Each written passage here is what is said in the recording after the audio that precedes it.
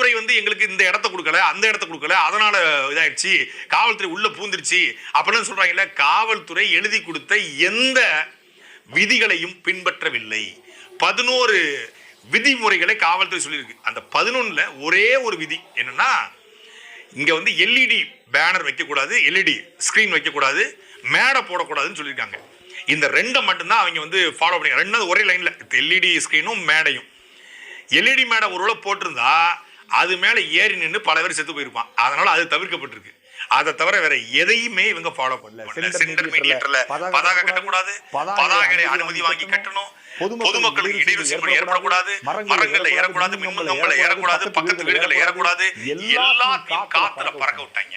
Road show போகக்கூடாது, road show போயிருக்காங்க, எல்லாத்தையும் காத்துல பறக்க விட்டு காவல்துறை மேல பழிய தூக்கி அப்படியே போட்டாங்க. ஆனா இவர்கள் தரப்பிலிருந்து செய்ய வேண்டிய எதையும் செய்யவில்லை. கழிவறை இல்லை, தண்ணீர் இல்லை.